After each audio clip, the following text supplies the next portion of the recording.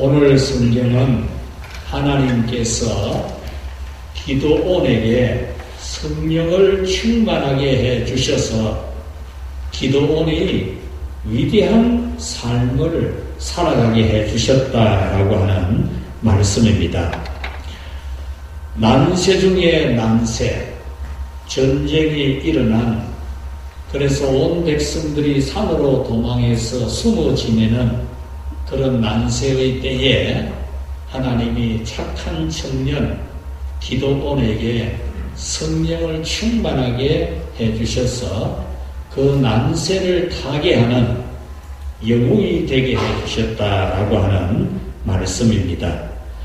오늘 우리가 살아가는 이 시대가 여러 가지 모양으로 난세입니다. 이런 난세의 때에 우리가 하나님의 성령으로 충만해야만이 우리가 하나님이 우리에게 주신 위대한 삶을 제대로 살아갈 수가 있습니다. 성령의 충만한 은혜를 입지 못하면 우리가 이 난세의 세상에서 우리는 영 힘을 쓰지 못하는 그런 존재로 살아갈 수밖에 없습니다. 그러므로 우리 성도 여러분들은 성령의 강력한 역사, 여러분의 정신세계, 여러분들의 마음가짐, 여러분들의 신체, 여러분들의 생활, 여러분의 신앙생활, 이 모든 것에 성령께서 강하게 역사해 주시는 그런 은혜를 모두가 다 사모하고 받게 되기를 축복합니다. 하나님은 태초에 사람을 만들고 삶을 주셨습니다. 아무것도 하지 않는 존재가 아니라 삶을 살도록 해주셨습니다. 먹고 놀기만 하는 존재가 아니라 생육하고 번성하고 땅에 충만하고 하늘과 바다와 땅에 있는 모든 만물을 정복하고 다스리는 삶을 살게 하셨습니다. 예수님께서 이 세상에 오셔서 제자들과 교회와 성도들에게도 아무것도 하지 않고 그냥 지내라 그렇게 말씀하지 아니하시고 위대한 삶을 살라고 삶을 주셨습니다. 천국 열쇠를 가지고 예수님의 복음을 받아들이는 사람에게는 천국 문을 철컥 열어주고 예수님의 십자가의 복음을 미련한 것이라고 여기며 거부하는 자에게는 천국 문을 열쇠를 딱 잠궈버리는 그런 복음의 권세, 위대한 권세를 가진 삶을 교회와 신자들에게 허락해 주셨습니다. 예수님의 이름의 권세를 가지고 악신들에게 붙잡혀서 죄짓고 악신들에게 눌려서 고통을 당하고 괴로움을 당하는 사람들을 그 악신에게서 해방이 되도록 하는 그런 능력의 삶을 살아가도록 우리에게 권세의 삶을 주셨습니다. 마태복음 28장 28절 말씀에 보면은 예수님께서 내가 하늘과 땅의 모든 권세를 내가 가졌으니 너희는 가서 모든 민족으로 제자를 삼아 아버지와 아들과 성령의 이름으로 세례를 베풀고 내가 너희에게 분부한 것을 가르쳐 지키게 하라. 그렇게 말씀하셨습니다. 이 말씀은 하늘과 땅의 모든 권세를 가지신 예수님의 능력을 가지고 모든 민족을 제자로 삼아서 세례를 베풀고 예수님이 가르쳐 주신 것을 다 가르쳐 주는 위대한 삶을 살아라. 위대한 삶을 사는 삶을 교회와 신자들에게 허락하셨습니다. 예수님은 당신의 제자들과 교회와 신자들에게 이 위대한 삶을 살 수 있도록 성령을 불어넣어 주셨습니다.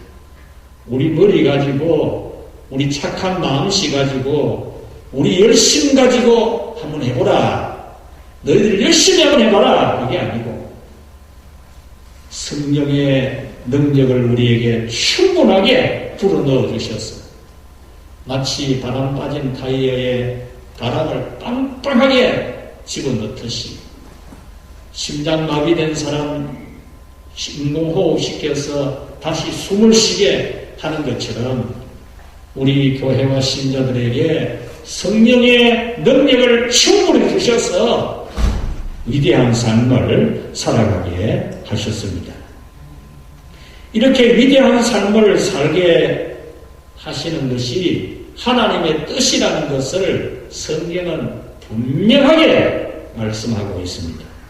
오늘 성경도 하나님께서 기도원에게 위대한 삶을 살아라. 그냥 산속에 들어가가지고 숨어서 지내지 말고 위대한 삶을 사는 영웅이 되라. 그렇게 말씀하셨듯이 오늘 이 자리에 모여든 여러분에게 하나님께서는 위대한 삶을 살라고 말씀하시는 줄 믿습니다. 그래서 오늘은 우리 모두가 다 위대한 삶을 살아가게 되기를 바라는 하나님 말씀을 전하려고 합니다. 첫째로 같이 합시다. 난세에 위대한 삶을 살라.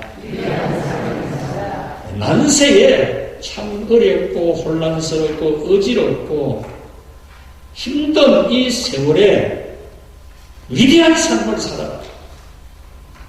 하나님 우리에게 이렇게 말씀합니다. 오늘 성경에 하나님은 기도원에게 난세에 위대한 삶을 살라고 말씀하셨습니다. 기도원은 매우 훌륭한 집안의 아들입니다. 귀족 집안에 참 착하게 반듯하게 살아가는 청년 기도원입니다.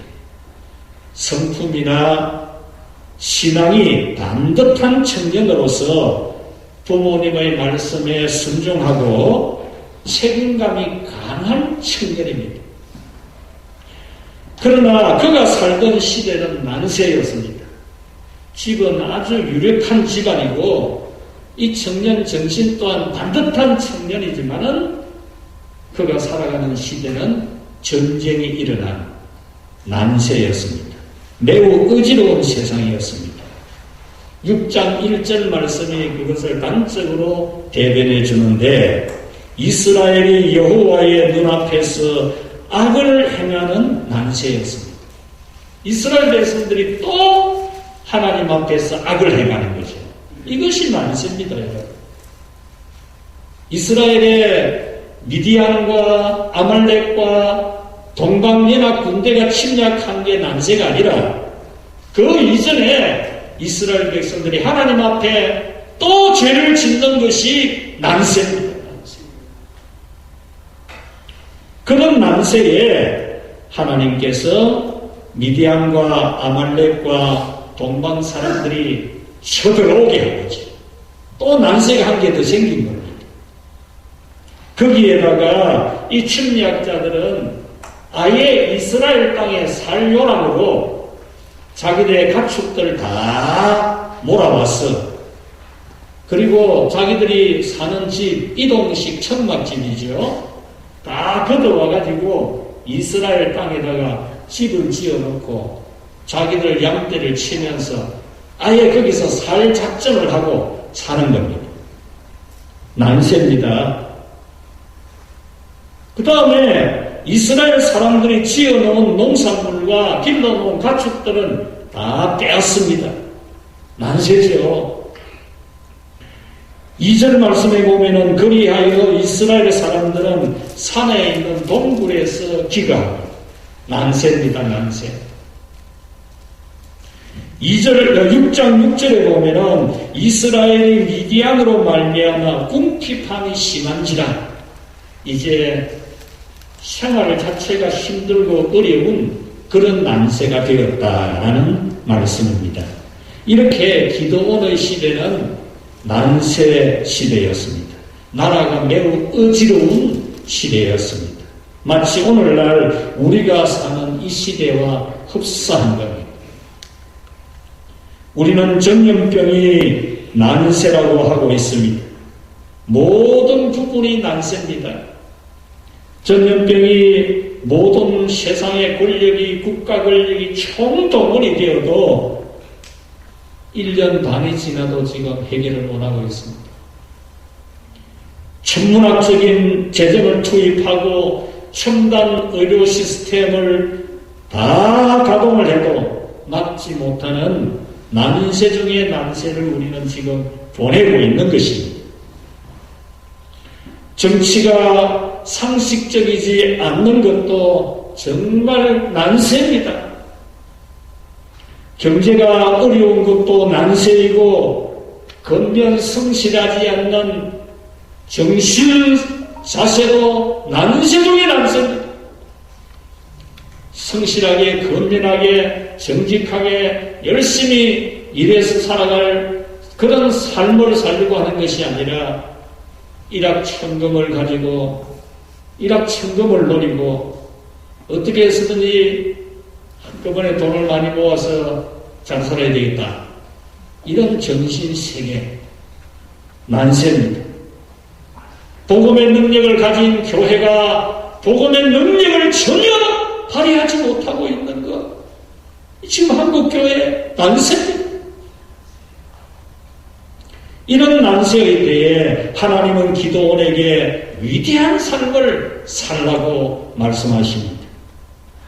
12절에 큰 용사여 여호와께서 너와 함께 계시도다라고 했는데 이 말씀의 원문을 직역하면은 여호와께서 너와 함께 하신다. 위대한 용사여, 큰 용사여, 강한 용사여라는 그런 말씀입니다. 여기서 큰 용사여라고 하는 히브리어의 뜻은 같이 합시다. 너는 큰 일을 할 사람이다. 너는 위대한 일을 할 사람이다. 하나님께서 당신의 사자를 보내어서 기도원에게 너는 위대한 삶을 살아갈 사람이다. 이 말씀을 해주신 겁니다. 물론 이 말씀은 기도원에게 특별한 능력이 있어서 기도원이 위대한 삶을 살아가는 사람이 된다는 의미는 아닙니다. 그가 비록 반듯한 청년이기는 하지만은 신앙심도 깊고 정신도 바른 청년이기는 하지만은 신앙심 깊다고 정신이 반듯하다고 그가 위대한 삶을 살 수 있는 것은 아닙니다. 이 말씀에 보면은 너는 위대한 큰 일을 할 사람이라는 말씀 앞에 여호와께서 너와 함께 하신다라는 말씀이 전제되어져 있습니다. 하나님께서 너와 함께 하시니 너는 큰 일을 할 사람이야. 이 말씀이죠. 기도원의 집안은 매우 힘이 있는 귀족 집안이지만 그래봤자 난세에는 똑같습니다. 난세에는 매우 어렵게 사는 집안일 뿐입니다. 그래서 기도원은 자기 집안과 자기를 극히 미약한 집안이고 자기 자신을 지극히 작은 자라 이런 표현을 했던 겁니다. 이렇게 하나님은 가장 미약한 자에게 위대하게 사는 위대한 삶을 주신 겁니다. 산에서 양이나 치는 다윗 소년을 하나님께서는 블레셋의 침략을 받아서 남국 상태인 이스라엘을 구원하는 위대한 삶을 살게 하셨습니다. 다윗이 돈 많은 부자, 힘 있는 청년이 아니었어요. 잘생긴 장남도 아니었어요. 지극히 보잘것없는 산에서 양치는 목동에 불과했지만 하나님이 그를 불러서 위대한 삶을 살게 하셨던 겁니다.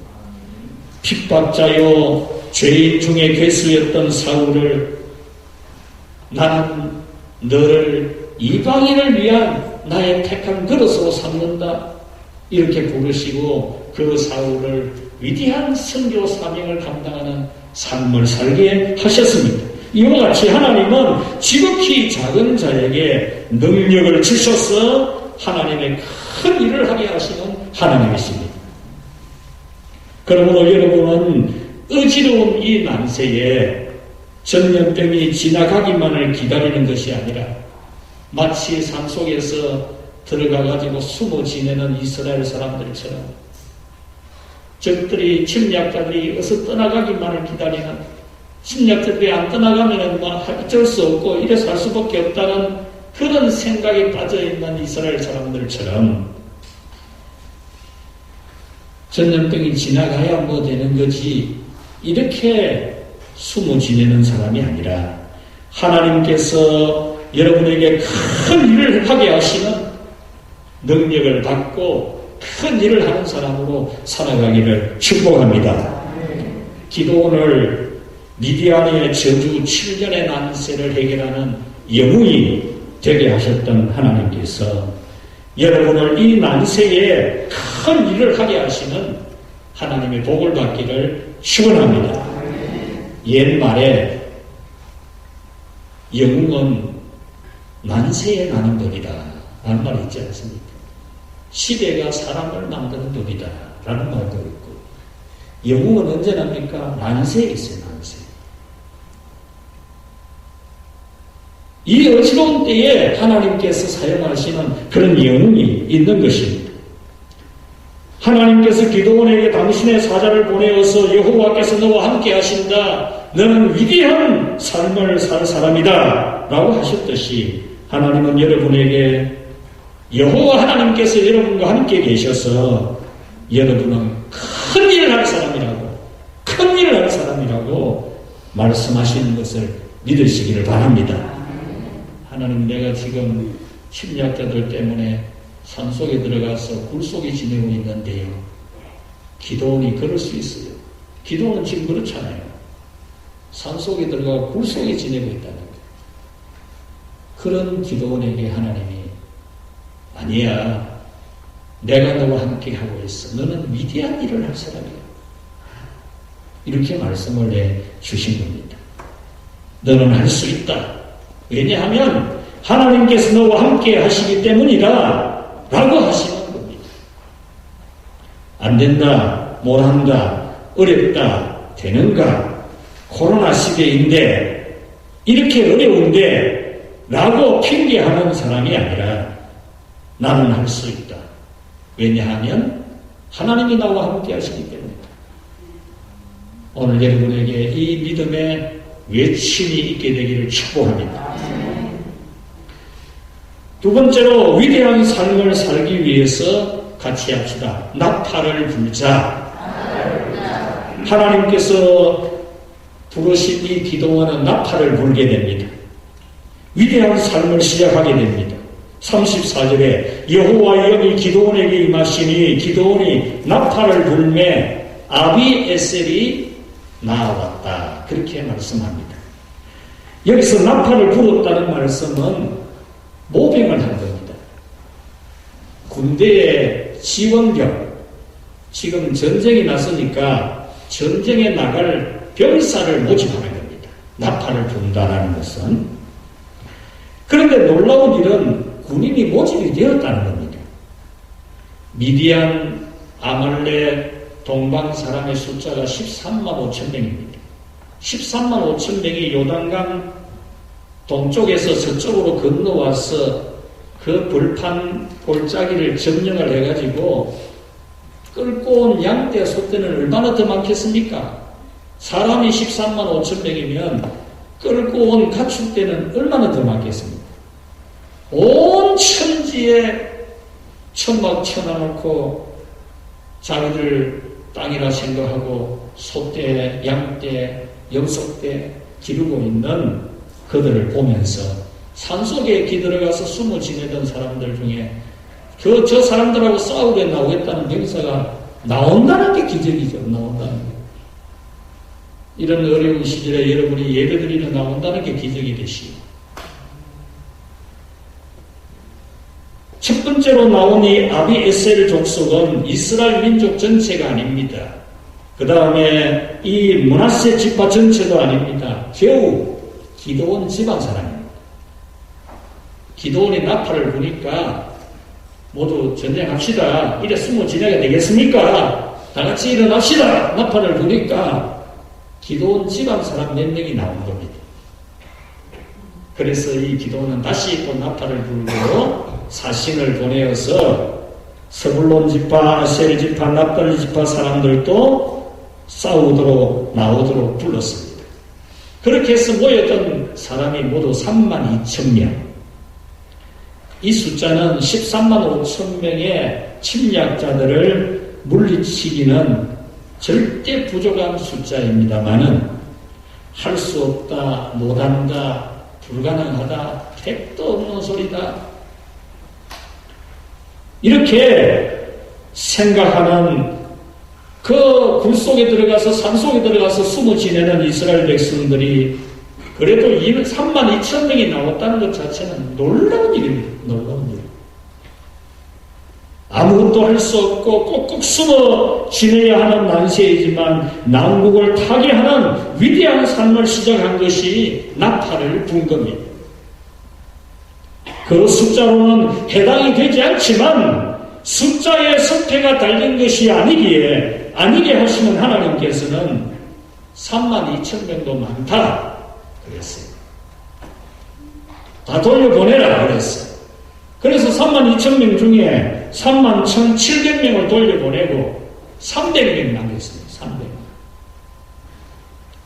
숫자에 이고 지는 것이 있는 것이 아닌 하나님은 다 돌려보내고 300명만 남게 하고 그 300명으로 그 침략자들을 다 무찌르고 승리하게 하십니다.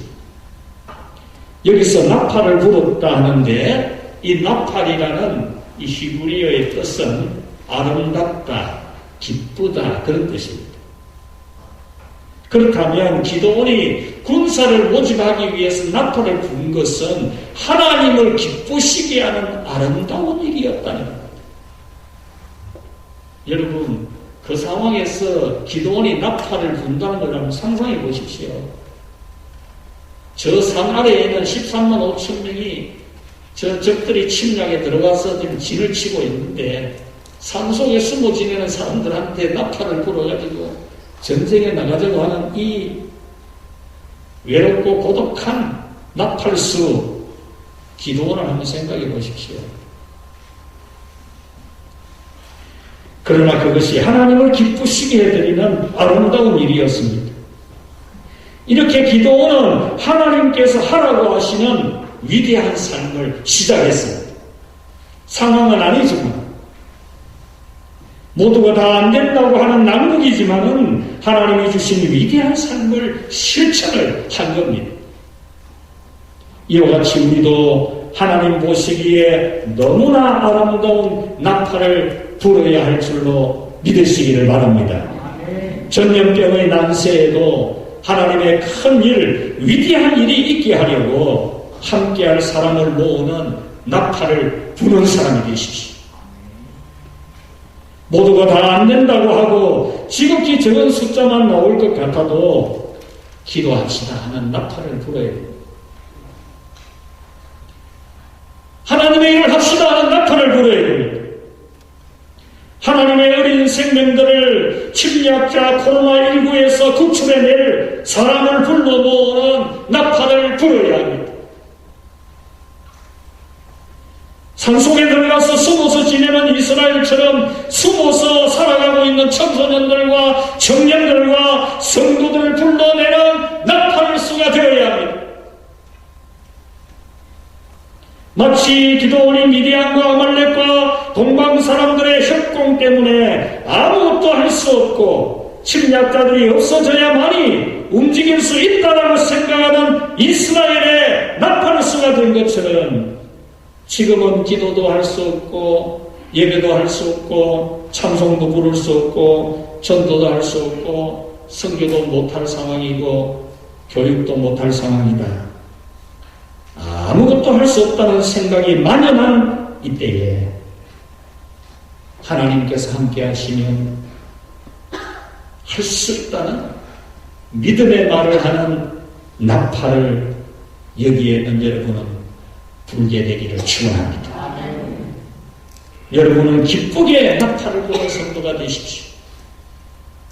도무지 이길 수 없는 전염병의 난세, 거센 죄악과 인본주의의 파도, 돈을 숭배하는 이 난세에도 하나님이 함께 하시면 똑바른 정신, 성경의 정신을 심어줄 수 있고 성경의 생각을 가지고 살아갈 수 있게 할 수 있는 줄로 믿는 그런 믿음으로 여러분이 곳곳에서 이 아름다운 나팔수가 되기를 바랍니다.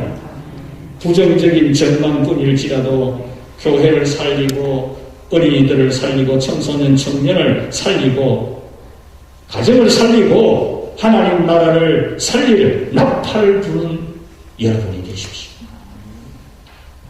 하지마, 합시다. 됩니다. 하나님께서 우리와 함께 하시면 할 수 있습니다. 가나안 땅을 정탐하고 돌아온 여호수아와 갈렙의 그 나팔처럼 하나님이 우리와 함께 하시면 할 수 있다라고 말하는 오늘 여러분들의 입이 되기를 축복합니다. 안 된다. 거기나 아말렉이 살고 있다. 키가 장대 같더라. 집중만 하더라. 거기에 비하면 우리는 메뚜기 같더라. 안 된다. 돌아가자. 그런 부정적인 나팔을 대지 마십시오. 그런 부정적인 나팔 되면 하나님이 입을 봉합니다. 입을 봉해. 다시는 그 말을 못하도록 만듭니다. 오늘 우리는 이 기도원이 할 수 없는 중에도 할 수 있었어요. 그 이유는 마지막으로 위대한 삶을 살도록 같이 합시다. 성령 충만의 옷을 입어라. 기도원에게 난세를 해결하는 위대한 삶을 주신 하나님은 위대한 삶을 살 수 있는 권능을 주셨습니다. 34절에 여호와의 영이 기도원에게 임하시니라고 했습니다. 여기서 임하시니라고 하는 이 히브리어의 뜻은 옷을 입히다라는 그런 뜻입니다. 우리말로는 임하시니로 번역을 했는데 원문의 본 번역을 하자면 옷을 입히다 그 말입니다. 성령으로 옷을 입히다. 전에 제가 한번 이 말씀을 해석해 드릴 때에 성령이 기도원의 몸을 휘감았다 그렇게 해석해 드렸죠. 옷을 입히듯이 휘감아버립니다. 성령이 강하게 임합니다. 그러니까 산속에 들어가서 지내던 이 기도원이 나팔을 불게 됩니다. 절대 나팔 불 사람이 아닌데 그럴 만한 사람이 못 되는데 성령이 강하게 임하시니까 기도원이 나팔을 불게 된 겁니다. 여기서 성령 충만하게 하시되 옷을 입히듯이 하셨다는 이 단어는 성경 어디에 쓰여졌느냐 하면 최초로 쓰여진 곳이 창세기 에덴 동산입니다. 에덴 동산에서 인간이 죄를 짓고 옷을 벗은 것을 부끄럽게 여기고 몸을 가리기 위해서 나뭇가지로 몸을 가렸어요. 그때에 하나님이 가죽 옷을 지어 입히시니라 할 때 입히시다라는 단어하고 성령이 기도원에게 임하셨다라고 할 때에 쓴 단어하고 똑같은 단어입니다. 그러니까 하나님께서 기도원에게 성령을 충만하게 입혀주신 것은 죄를 지어서 부끄럽게 여기고 하나님의 심판이 무섭고 불안한 그들에게 영원히 떨어지지 않는 가죽옷을 지어 입히신 하나님. 그 하나님이 지금 이 기도원에게 겁나고 무섭고 불안하고 아무것도 못할 것 같고 숨어 지내야 되는 그런 이 기도원이지만은 하나님이 성령의 옷을 입혀서 그가 나팔을 부는 사람이 되었다라는 겁니다. 하나님은 죄를 지은 인간을 심판하면서 그 죄를 예수님의 십자가의 죽으심의 핏값으로 용서해 주실 것을 약속하시는 뜻으로 짐승을 피 흘려 죽게 하고 그 가죽옷을 입혀주셨습니다. 그와 같이 하나님은 기도원에게 난세를 만난 나라를 구원하는 위대한 삶을 살도록 성령 충만한 옷을 입혀주셨습니다. 이렇게 하나님께서 입혀주시는 옷을 입게 되면은 복을 받고 위대한 삶을 살 수 있습니다. 그러므로 우리 늘푸른 교회 성도 여러분들은 모두 다 하나님께서 입혀주시는 천상 브랜드, 천상의 메이커,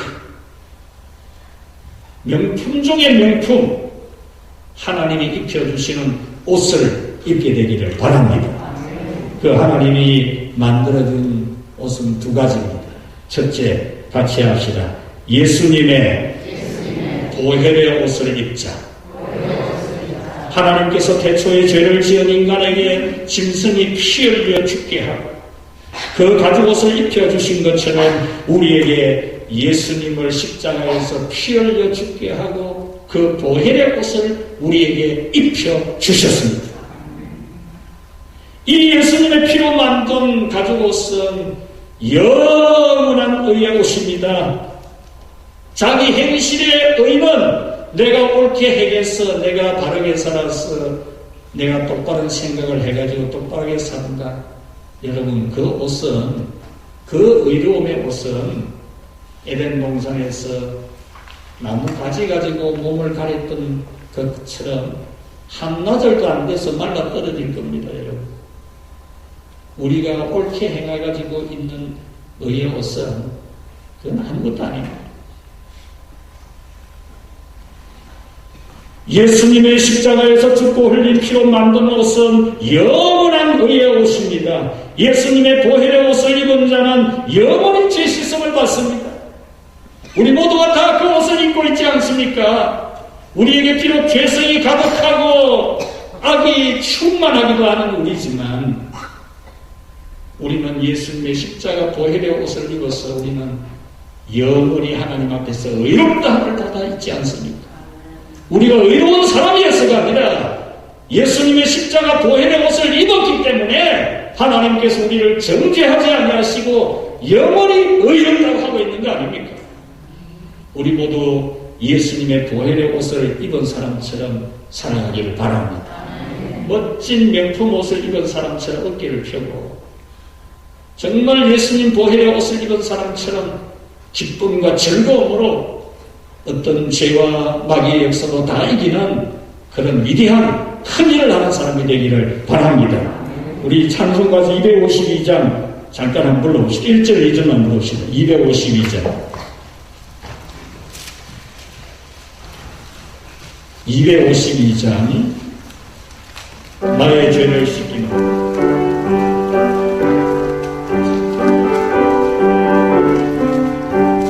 나의 죄를 씻기는 예수의 피밖에 없네. 다시 정케하기는 예수의 피밖에 없네. 예수의 흘린 피 날 이게 하오니 귀하고 귀하다. 예수의 피 나를 정케 하기는 예수의 피밖에 없네. 사죄하는 증거도 예수의 피밖에 없네.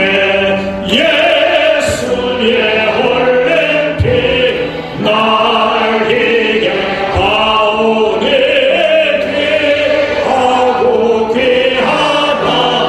예수의 피밖에 없네. 할렐루야. 우리는 예수님의 보혈의 그 옷을 입어서 우리는 영원히 의로운 자입니다. 우리는 참 죄성을 지닌 이 세상에 사는 날 동안 벗을 수 없는 죄성을 가지고 있지만 우리 하나님께서 예수님 십자가 보혈의 옷을 입혀가지고 우리를 정죄하지 아니하시고 우리를 축복하시는 그런 의로운 하나님의 백성인 것을 믿고 그 옷을 입은 자로서 당당하게 살아가기를 축복합니다. 두 번째로 하나님께서 입혀주시는 옷은 성령의 능력의 옷입니다. 기도원같이 산에 숨어 지내는 사람이라도 성령의 능력을 입게 되면 위대한 일, 큰 일을 하는 사람으로 살아갈 수가 있습니다. 난국을 맞이한 하나님의 나라와 교회와 그 백성을 구원하려면 성령 충만의 옷을 입어야 합니다. 성령 충만의 옷을 입은 기도원은 난세를 만난 나라와 백성을 구원하는 위대한 삶을 살았습니다. 사사기 3장 10절에 하나님의 신 여호와의 영이 왼손잡이 온니엘에게 임하셨을 때에, 온니엘에게 성령으로 옷이 입혀졌을 때에 그는 메소포타미아 왕 구산 나다사임을 이기고 그 나라를 구원하는, 난세에서 나라를 건지는 영웅이 되었습니다. 사사기 14장 6절, 여호와의 영이 삼손에게 강하게 임하니까 삼손의 손은 맨손인데 사자를 찢는 것이 마치 어린 염소 새끼를 찢어버리듯이 찢어버리는 권능이 나타났습니다. 다윗은 비천한 목동이었지만 하나님의 신이 그에게 임하니까 그 앞에서 귀신이 도망가고 블레셋 장수 골리앗이 그냥 쓰러지는 놀라운 하나님의 역사가 나타났습니다. 기드온은 가장 미약한 므낫세 지파의 출신이었지만은 성령이 임하시니까 이스라엘을 침략해온 그 동방 군대들을 다 물리치고 구원하는 위대한 일을 했습니다. 사도행전 1장 8절에 오직 성령이 너희에게 임하시면 너희가 권능을 받고 예루살렘과 온 유대와 사마리아와 땅끝까지 이르러 내 증인이 되라고 말씀하셨습니다. 누가복음 24장 49절에 내가 아버지께서 약속한 것을 너희에게 보내리니 너희는 위로부터 능력을 입혀질 때까지, 능력으로 옷이 입혀질 때까지 이 성에 머물라고 말씀하셨습니다. 성령의 능력을 받은 제자들과 교회와 신자들은 온 세상의 교회를 세우고 눌린 자들을 자유케 하고 있습니다. 이렇게 성령이 임하면 미디안 연합군대 같은 압제자 귀신을 물리칠 수 있습니다. 성령이 임하시면 큰 능력의 사람이 됩니다. 성령이 임하시면 재주와 재능도, 이 세상을 살아갈 힘도 능력도 큰 복도 받습니다. 사랑하는 여러분, 이 어려운 시대를 지나고 있는 여러분, 아무것도 할 수 없을 것 같이 그냥 숨어 지내는 이스라엘 사람들처럼 너무나 어려운 시절을 보내고 있는 여러분, 꼭꼭 숨어 있는 여러분 속에 숨어 있는 여러분 자아를 불러낼 수 있기를 바랍니다. 천상의 옷, 하나님이 입혀주신 십자가 보혈의 옷을 딱 걸쳐 입고, 하나님께서 입혀주시는 성령 충만의 옷을 입고, 자기 생각으로 살아가는 자기 생각의 사람이 아니라, 세상의 사상과 정신으로 살아가는 세상의 사람이 아니라 성령의 사람이 되어서 살아갈 수 있기를 바랍니다. 참 예배자가 되고 교회 학교와 교회의 발전의 일익을 담당하고 전도와 성도의 큰 헌신자가 되고 사회적으로 큰 능력의 사람으로 써달라고 하나님께 기도하면서 성령의 계절, 성령 강림절이 다가오는 이 시즌에 여러분이 모두 성령의 충만함을 받아서 나팔을 부는 위대한 삶을 살아가기를 주 예수님의 이름으로 축복합니다. 하나님 아버지 감사합니다. 참으로 죄를 지어서도 숨어야 되고 환난을 당해서도 숨어야 되고 적들을 보면서도 아무것도 할 수 없는 것 같이 생각해야 되지만 주께서는 우리에게 십자가 보혈의 옷을 입혀주시고 성령 충만의 옷을 입혀주셔서 참으로 위대한 삶을 살아가게 해주시니 감사합니다. 오늘 이 자리에 모여든 주의 백성들 모두가 다 너는 위대한 일을 할 사람이다. 여호와께서 너와 함께 하시니 너는 큰 일을 할 사람이라는 이 말씀이 믿어지게 하여 주시옵소서. 성령 하나님께서 각인에게 강력하게 임재하여 저들이 동굴 속에서 걸어나오게 하시고 참으로 벌떡 일어나 똑바로 서서 힘차게 신나게 살아가는 하나님의 자녀들이 다 되게 하여 주시옵소서. 예수님의 이름으로 기도하옵나이다. 아멘.